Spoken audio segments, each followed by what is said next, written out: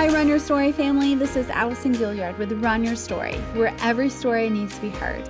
And what an absolute joy to be able to share with you guys my amazing friend, Amber Lowe. We actually have a mutual friend, so thank you, Sagara. I reached out to her because she shares such incredible things on social media, so inspiring.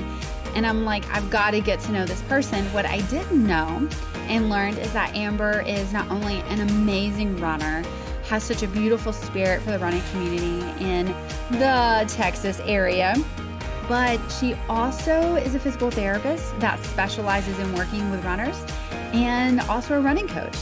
And she has this really cool new thing coming out that's going to be a 3D running gait analysis, which sadly is only available in person with her, but so excited to see her launch that. And it's just so cool to be able to learn more about it. But if you're interested in having a run coach or a strength coach online, she is amazing. And performative physical therapy and coaching is who you want to go check out. We will share all of that on the social media page. But Amber reminds us so cool about what we talked about. And that being, no matter what your pace is, go run with someone else with a different pace. And it just made me appreciate so many of the faster runners that have taken time to go run with me at my slower pace. And I just treasure that even more because she's like, it's such a great reminder of community and being with your people no matter their pace. And I love that. She also says us slower runners need to go run with faster runners to up our speed. And she's not wrong. So I love that piece of advice. I love how she shares that. And she has such a heart for the community. If I didn't love our mobile running community so much, I would totally go run with her in the Houston, Texas area. She sounds phenomenal and just is such a cool human being. Highly suggest that you guys get to follow her on social media. And she's celebrating so many of her runners this past week with all their accomplishments of crossing the finish line. So thank you, Amber, so much for sharing your story. It's absolutely incredible. And guys, speaking of incredible, the Port City Pacers, they are who is powering our podcast this month. Guys, they are the nonprofit chapter of the Road Runners Club of America that was established in 1979 right here in Mobile, Alabama. It was founded to educate us Mobilians about the benefits of running and walking. Guys, we got to get active.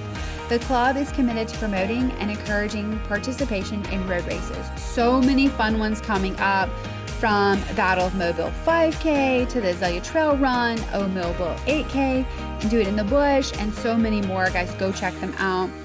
And you can actually become a Port City Pacer member. It's a year-long gig. It's so cool. You just pay it whenever, and then it renews up the next year. So it's not for just, it just covers the racing season. No, it's for that full year. So go and join. They have single memberships, family memberships, discounts. It's so good. You want to join it. And you can register for all the cool races and memberships online at Port City Pacers. You can also go to any of our other running stores to get more information as well for races. And dude, come hit the pavement with us for Port City Pacers. So much fun. The people that are part of the board, absolutely phenomenal human beings, and the race directors, cannot say enough great things about them. They are some of my best friends and I absolutely love them. So shout out to Port City Pacers for powering up this podcast this month. All right, guys, get ready, get set, and go run with my friend Amber Lowe and her Run Your Story.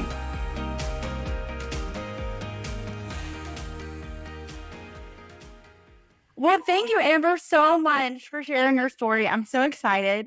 I actually saw your post through our mutual friend, Savannah, and I was reading this so inspirational information that you have. And not only are you a runner, but you're a running coach and a running physical therapist. So I was like, we have to get Amber on the podcast. So thank you so much for taking time out of your day to do this. Oh, it's my pleasure. Thanks for having me. It's so awesome to connect with runners all over the states and all over the world. So it's neat that nowadays. It's really cool. So let's jump right in. What is your run story? My run story actually starts with basketball, of all things. Okay. Yes. I know, it's funny, right? No, I was a basketball player, all the way up through my sophomore year of college. Wow. Okay. And then I got the opportunity to try out for the cross country team. I went to a really small school, Division III school. So it allows you to be able to try things you had no knowledge of before. So I tried out for the cross country team and I was the slowest one on the team, but I made it. And that is basically how my running journey started. Now, since then, I have really dove into recreational running. That is my passion. And that is my passion with my business too, is recreational runners. I haven't treated an athlete. Well, I've treated one athlete that has actually gotten paid to run. Wow. But my passion is those of us who spend our money to go run and we pay for you to close the streets and have people there so that we can enjoy running through red lights and things of that nature. So that's my passion. And yeah, so it started with basketball. It was the cross country coach saw me doing really well on an endurance run that we did as a basketball team. And so I got asked to try out for running. And since then, oh my goodness, I couldn't even tell you how many 5Ks or 10Ks I've done. I think I'm over 20 half marathons, and I'm getting ready to do my second full marathon here in February. So it's been a journey. Yeah. So when you were in college, were you already deciding that you wanted to be a physical therapist?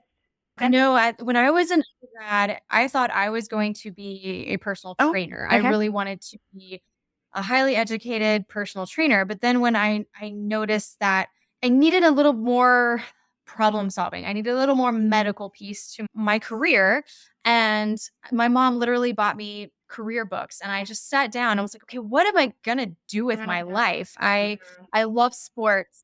I love medicine, but I didn't want to be a physician. There's too much chemistry. I didn't want to deal with medications, things of that nature. Where I was like, what am I going to find that can really be my passion? And I came across physical therapy, started observing in clinics, and really found that this is what's good for me. This is my niche. This allows me to interact with people, to put that medical piece in, put that sport piece in, and also do the problem solving that I really love and finding these solutions for people. So yeah, that's a funny story too, a random occurrence as well. But things that I do in my business every day, it's running and physical therapy. So it's things started, and I haven't thought about it like that before, but that's how it came to be. I love that. This is not a question that I sent you, but I didn't know your story. But having this, so I have a really good friend who we've coached together, and she's also PT. She was actually one of my professors because I went to school for athletic training. So she was one of my professors, and we've become great friends. And one of the things that she's told me and helped me understand is that, and the reason why I'm bringing this up is to ask you, especially for women, especially when we're coming back from having children, that there is not enough knowledge and enough physical therapists out there that specialize in women coming back from injuries or giving birth back onto the pavement. So what are your thoughts about that? Oh, postpartum can be a challenge. And I haven't personally had kids, but I've had many friends that have had children, and you could have so many side effects from that after, depending on what trauma you went through, like prolapse or C-section, even just cutting through some of those abdominal muscles. It's really crucial. I advise people to go see a pelvic floor therapist because it can determine what your deficits are and really help you have a specific program from a physical therapy perspective.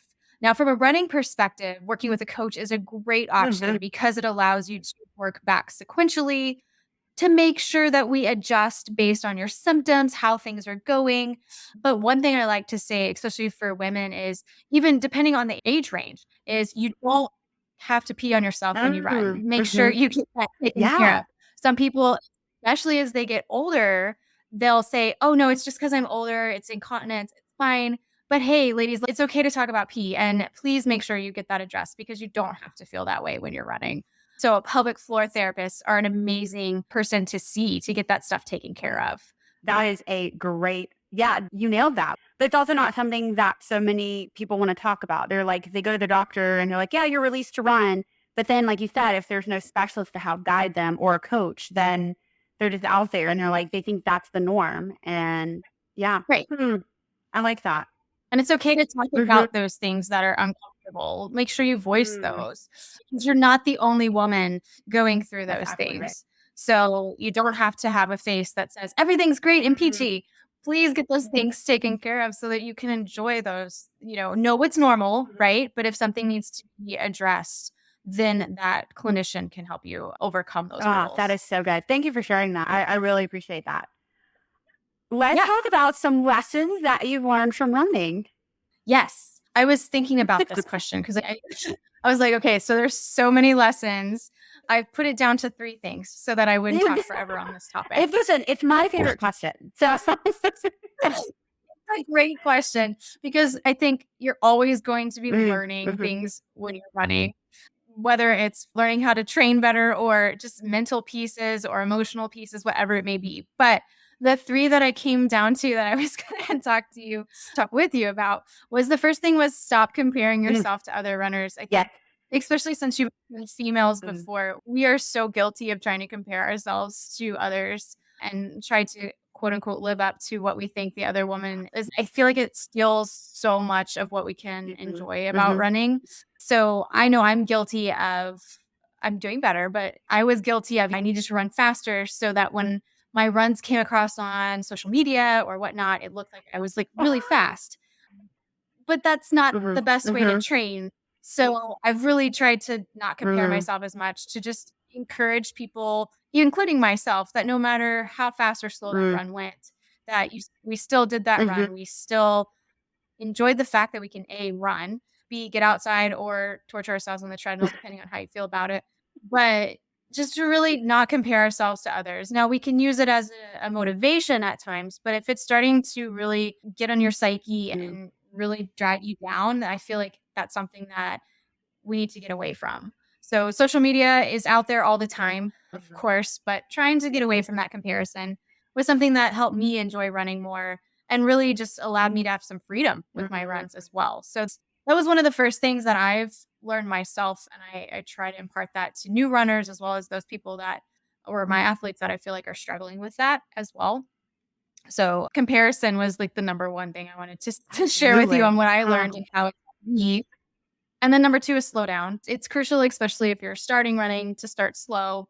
Your paces don't have to be your race pace. So just appreciating that your body is adapting to those changes, and slow is going to help you to be able to tolerate running for longer.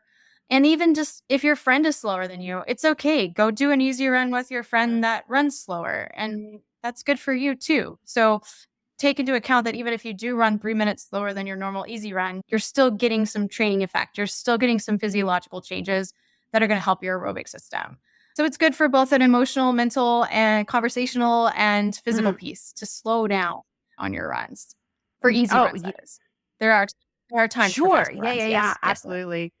That's amazing. Yeah. That's the reason why I say this is my favorite question, because, and your answers are like my favorites, because I am a back of the pack runner. And so for a lot of times, like, I have tons of friends that are speed runners, and for them, their slow run, that's me giving my all. I love that you brought that up. Go and take time with the slow people. I appreciate that. I have friends that are slower than me, and that's fine. And I have friends that are way faster than me. I can't keep up with them, but like, unless they slow down to my pace. So it's nice. I love running with my friends, regardless of the pace, just to make sure that we keep up with each other, or meet a new friend on a group run or social run.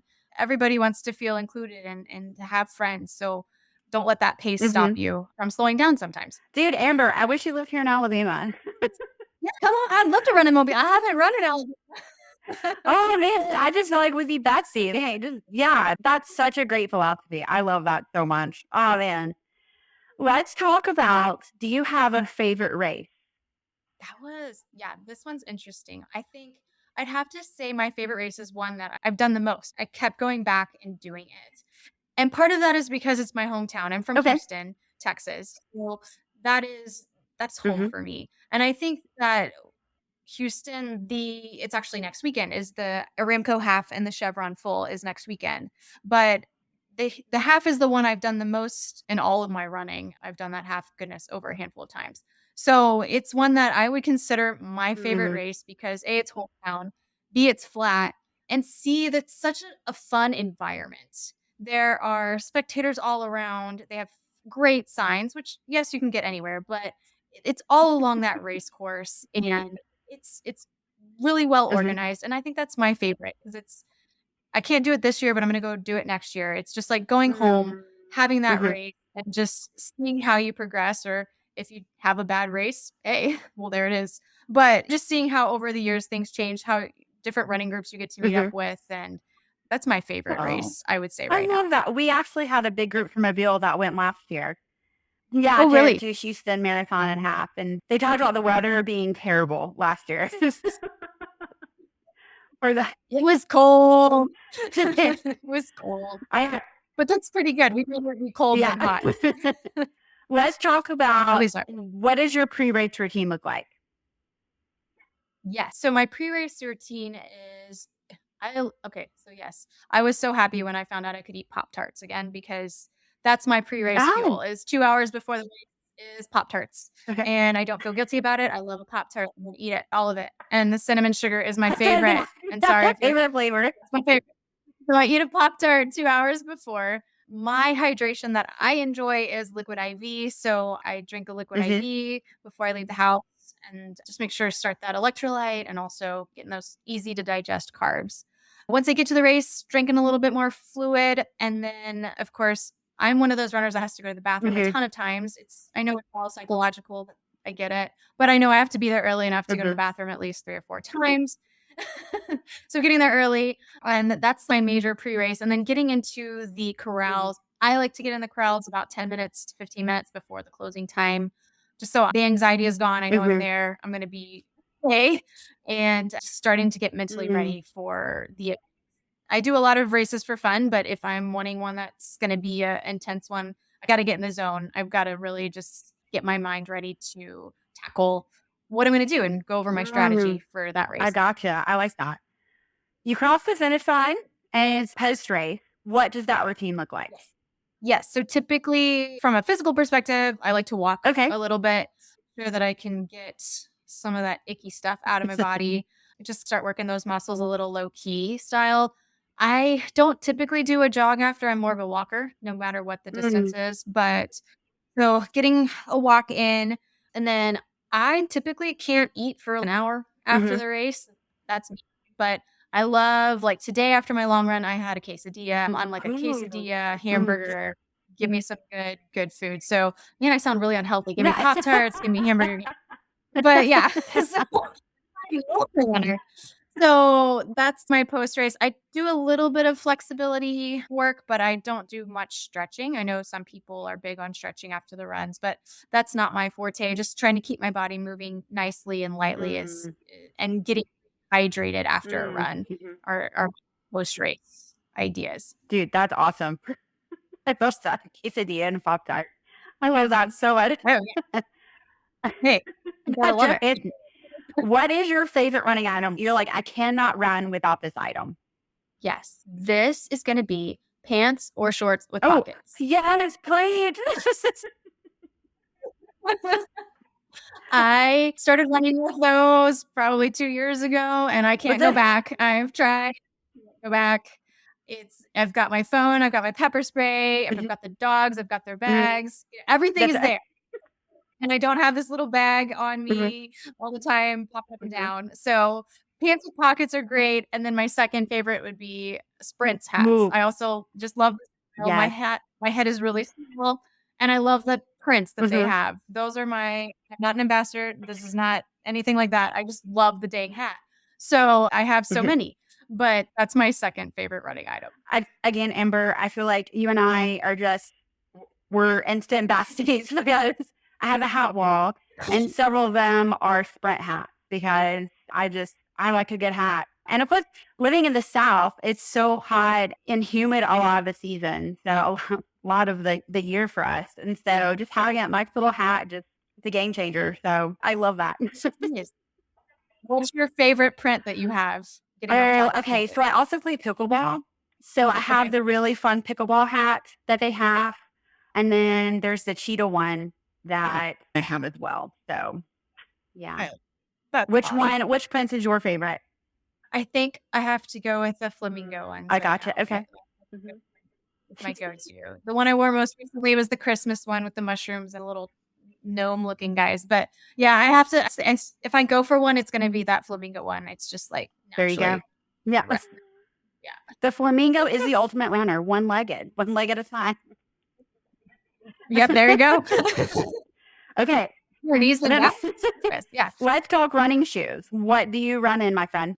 Okay, so running shoes, the most, I'd say 2022, I started running in Topos. Okay.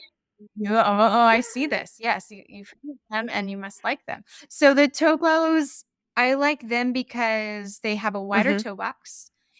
Also, they have a little bit of a heel lift. I loved Ultras, but my calves are tight. I'm naturally tight like that. If you see my dad, it's genetic in a sense. I could work on it more. Yes, I could. But the Topos are great because it gives me that heel lift, so my Achilles and my calf are happier. But that's my favorite. And then recently, there's a local running store south of Houston called Wild Pear, and I love them. So Ben put me in some Mach 10s or Mach X, however you want to say it, Hokas. And I was never a Hoka fan. I would never buy a Hoka, but I tried it on and my foot is happy. So I alternate between my Topos and my Mach 10s right now. I used to do the endorphin speeds, but I feel like I'm in the Hoka world a little bit more than I ever thought I would ever be, which is weird, but I'm there. I love that. Which Topos do you run in? Do you know? Vector and the starts with the P that I can never remember. They're gray, and no, I can't remember the name of that one. So, but I just got one of our local running store to order me the new Atom that came out. So, because I run in the Zero shoe, and then I was like, I want something for my longer runs, just a tad bit of just some cushion, just to alternate between the two. And so I went, and I have several friends that run in Topos, and so I was like, you know what? I just kind of like how you're on my Hoka kick now. I was like, you know what? I should probably be on this Topo kick. Yeah. So I went in and tried it, and I was like, wow, this is nice. And so I thought it would just be like a good balance between the two. And I was like, this would be a really good shoe. So I'm waiting for it to come in. So I'm really excited. Ooh, when are you supposed to get it? I don't know yet. He's going to let me know when it comes in. So it'd be like Christmas all over again. Great. And new shoes are the best day. It's a great day. It's a great day. I love that. Let's talk about on your long run, because you talked about pre-run, how you have a nice Pop Tart. For your longer runs, how do you fuel? Yes. So for the long runs, I use Huma gels. I got introduced to those. I talked to a nutritionist. Her name is Starla. She's based out of Houston. She works with runners, and we were discussing ways to make my running better. And so I had initially used Chews, the brand, but so I had Chews, and I was realizing I was not consuming enough. Like that, I thought it was great to have something to chew on, but I wasn't consuming enough fuel for my runs. So she recommended Huma gels, and at first they tasted tasted terrible. But now when you eat them, I'm like, ooh, apple cinnamon. Yes, I'm eating pie during my run. So I'm set on. Gosh, there's food again, and so I love it. They're easy to consume. I can get them down. So I typically go 45 minutes with just my Pop-Tart or Teddy Grahams, and then every 30 minutes after that, for the duration of the run, I will have another Huma gel. So 45 and then 30 after that is my go-to range of times for fueling. Wow. Okay. When you were along the course, because you talked about liquid IV that you use, do you also drink that along the course as well? So yes, I have a handheld water bottle, like the Nathan's. I think it's 11 ounces.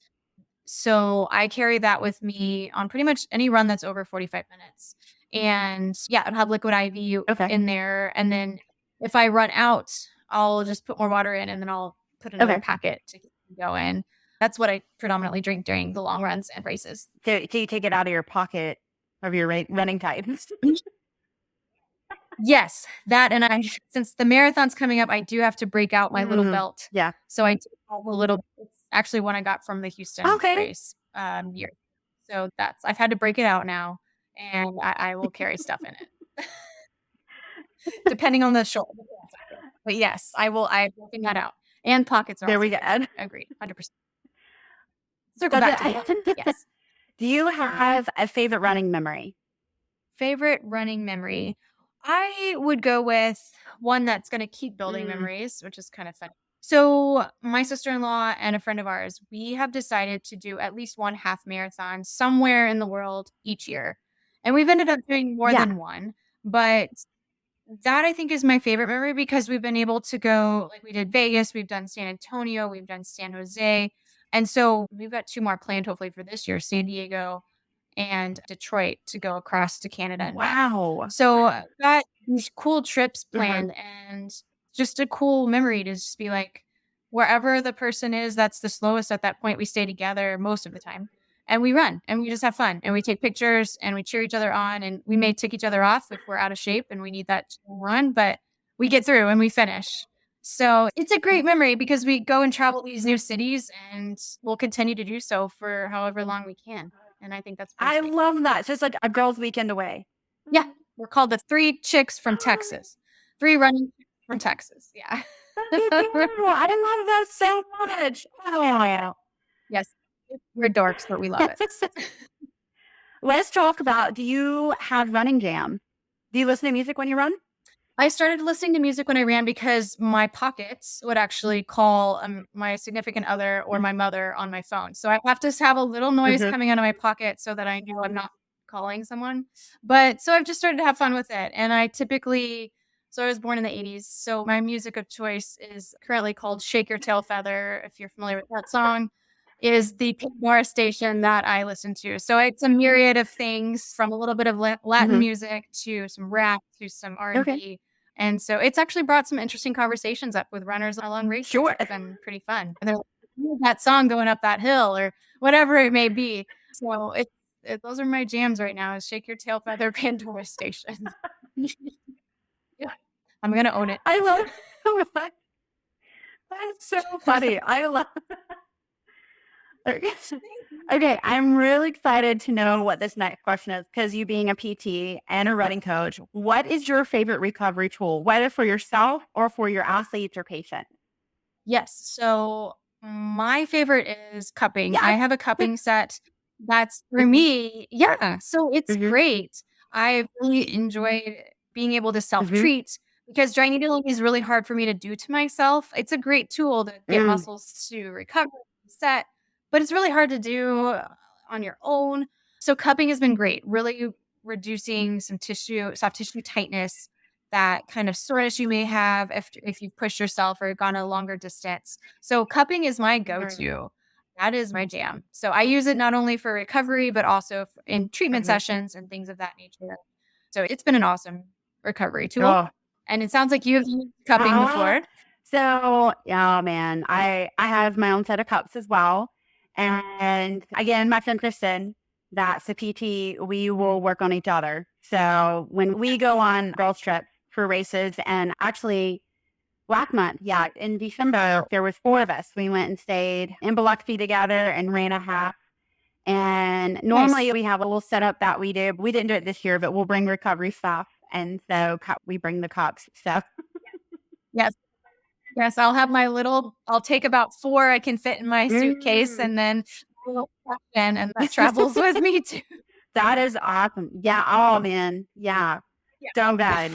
What is your favorite cross training activity? And the reason why I ask is because I know I fully believe in strength training as runners and doing things that are running specific for Mhm. runners. So I would love to hear your take on this. Yes. So my answer to that question is definitely Mm, strength training. I think that's my favorite one. I have started recently going to a gym. It's where I treat out of as well, but I've started taking the classes there. And the class that I take is actually some heavyish mm, lifting. Like we lift some mhm, weight.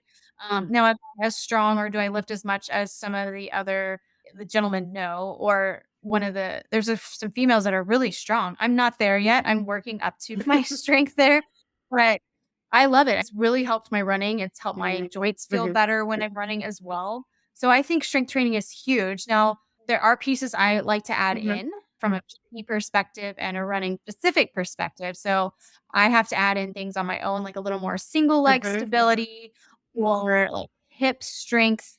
Those are things that I feel like I don't hit as much in the classes that mhm. I do, but just trying to make sure that I keep those muscles that are going to help my pelvis stabilize, control my ankle, things of that nature that really help propel you with running. So you hit the nail on the head. Strength training is huge. But also, I think sometimes yoga is Yes. great Mhm. just to keep us mobile because it's normal for runners to have some stiffness. We want some stiffness as runners because it helps build that energy and then we release it as we go through our phases of gait.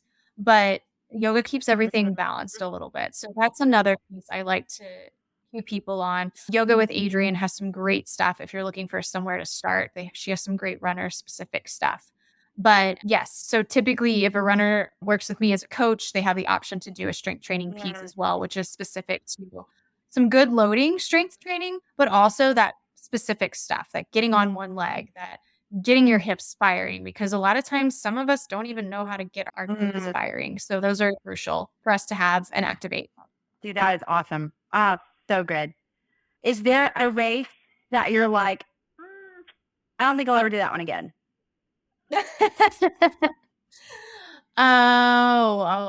Like there's a new series here in the area that has I think it's a little bit more of a challenge because they're starting a new race series here in the area. So I think they're just growing. So I don't want to knock them out too hard because I think but I probably wouldn't do one of their races again just because it just wasn't the best organized thing ever. I won't be specific on that. But if we're going from like a real tough race for me personally, and one of the reasons I've only done one marathon was in Nashville. I ran this in 2012. So you can tell it's had an impact on me. I haven't done a marathon since.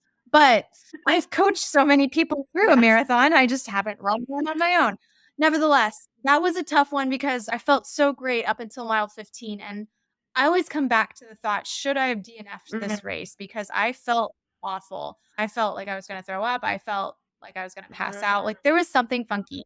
So thoughts on that would be just listen to your body, know when you can push, know when you need to stop. I probably should have stopped on that race, but I really wanted to finish the full. And at that point, I had no real knowledge of running. I was still relatively new. I had no coach. I just downloaded a plan from Hal Higdon. I had no idea training, fueling, or anything like that except for Runner's World. So make sure you ask those questions. Make sure you get that feedback so you can learn and do what's best for your body. But yeah, that was the hardest race. And it's one of the reasons I haven't done another full. But I'm going to overcome that fear this year. I'm going to do it. And I'm going to finish this hilly race this February to commemorate the Nashville Hills from 2012. So. There we go. There we go. So you get to work with such a wide variety of, whether from patients and coaching to new runners. So what is some advice that you give somebody that is wanting to start out, or if they're coming back from an injury and they want to hit the pavement, what is something that you really try to stress to them? Yes. So there's some overlap between new runners and returning from injury. So one of the main things is recovery times. So even during your run, recovery time. So for example, you don't have to just go out and run a mile straight. If you're a new runner, that's probably going to be really darn challenging. You're going to feel out of breath. You're probably going to go out too fast. And your legs may just kill you if you tried to go a mile straight. Same thing with someone returning from injury, or if we're really working on improving running form, give your body a little bit of a rest time. So for example, be okay with walking. So a 2-minute jog, a 1-minute walk, a 2-minute, a 2-minute, whatever it may be. And some people even still utilize these intervals after they've been running for years. They really like the 3-1 interval or the 5-1 interval, whatever it may be. I think Segura's is 90-40 or something, 90-30. It changes. But yeah, so, just find what your body likes and what it's able to tolerate at that point, and then build from there. You don't have to start with just being able to go out for a long distance, if you will, relative to what you were doing before. It's okay to have some walks in there. I think that's a key thing for new athletes to know, and make sure you eat something because your body does better when it has some fuel to burn before you go out. Even if it's a shorter run, get some food in you. It will help. Oh, that's so good. Yes. And I'm still one of those that I do the run walk method, and it makes running way more enjoyable for me because I'm not dying at the end and I can finish. I still have a little bit left in the tank to where I can finish strong, and that's how I want to finish. So yeah, I love that. I love that you brought that up. That is so good. Yes, those intervals are successful. And even triathletes, a lot of them will use for that marathon or half, whichever distance they're doing at the end, they'll use that. So they have some recovery time because they've been hard for so long. So not just for running specific, but also for those athletes that are trying to do swimming, biking, and running. It's a good technique. I love that. So I know you have this marathon that you've been talking about that's coming up in February. Any other goals that you have?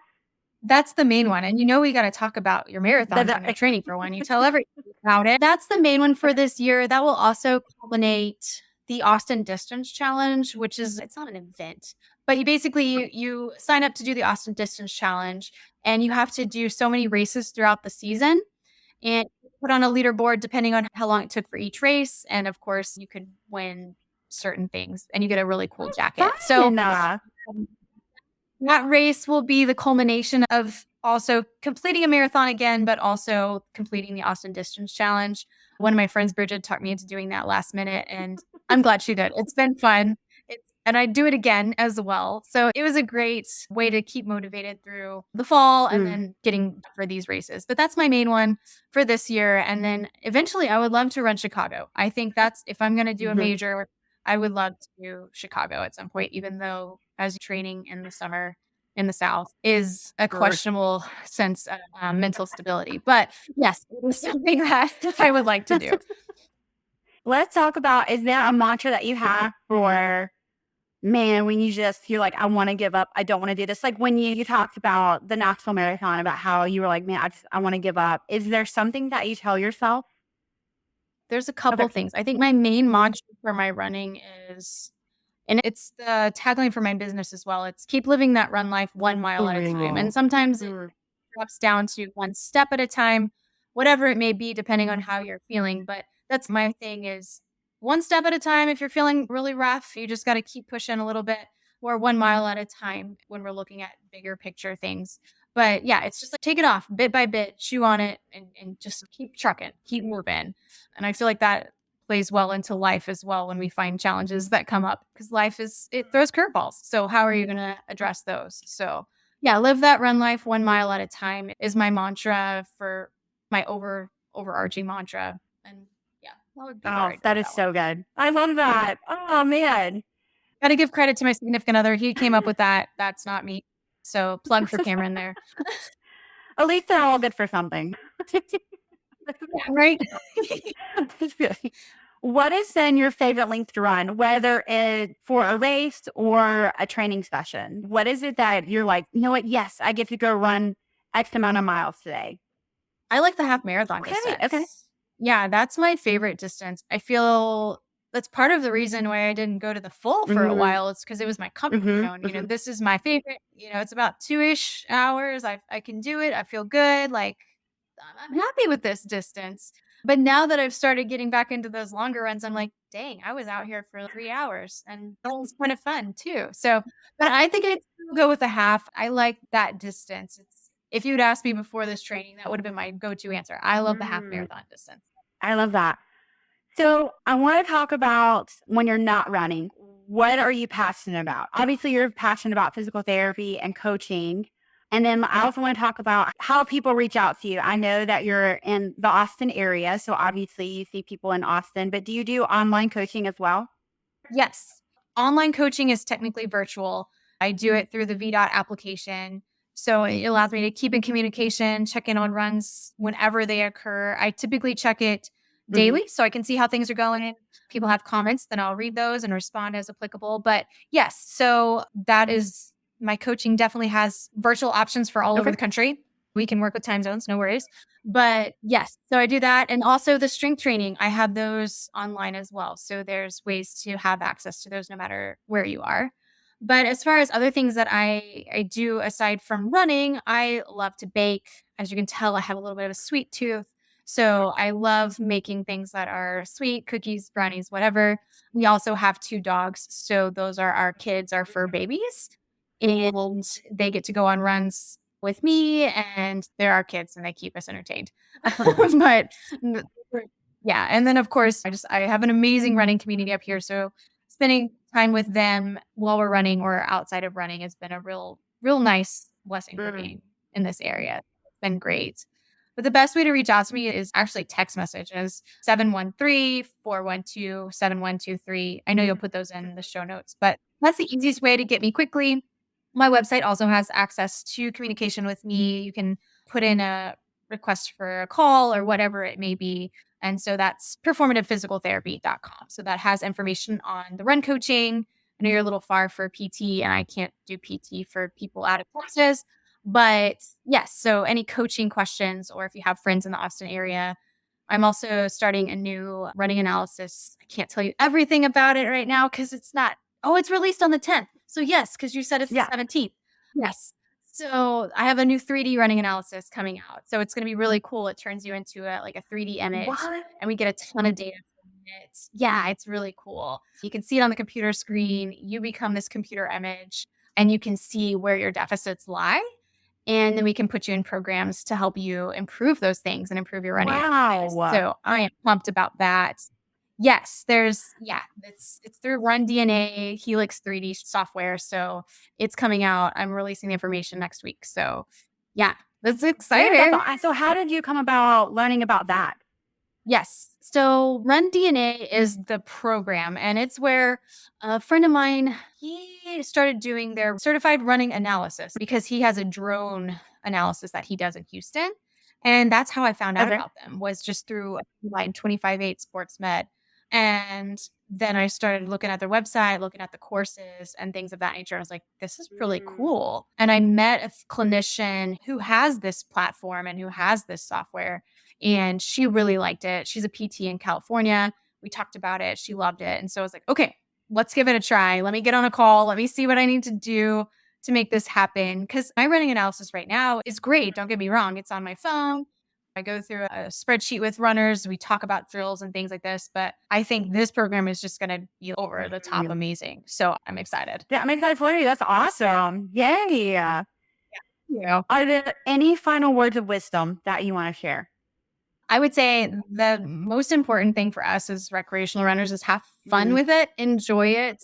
It's something we are definitely have to be able to run is awesome. I even have an athlete right now. He fell, and so he can't run. This is terrible. I hate my life without it. We never know what's going to happen in life. So make sure you cherish the moments that you have to be able to run and run with people of all different paces and ranges and people you've talked to before. Get out of your comfort zone. Use it as an option to fully grow yourself. Because you can. Like, running allows you to become such an amazing person if you let it and you get out of your comfort zone a little bit. But that would be my main words of wisdom. Amber, thank you so much for this. This was so good. And thank you for letting me pick your brain from PT to a running coach. And thank you for what you do for the running community, whether it's helping runners come back from injuries with the mental aspect of running. And then also just, it sounds like you have an amazing running community in Austin. So thank you for being that person.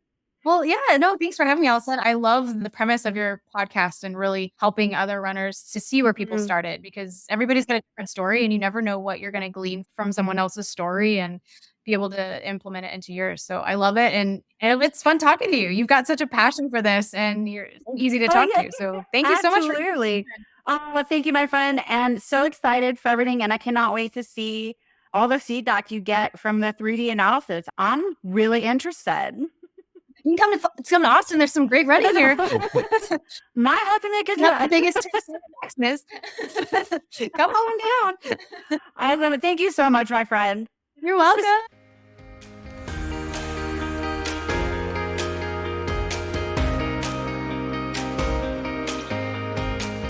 How fun is Amber? So much fun. And I just thank you so much, my friend. And thank you for all the positivity that you put out there in the social media world.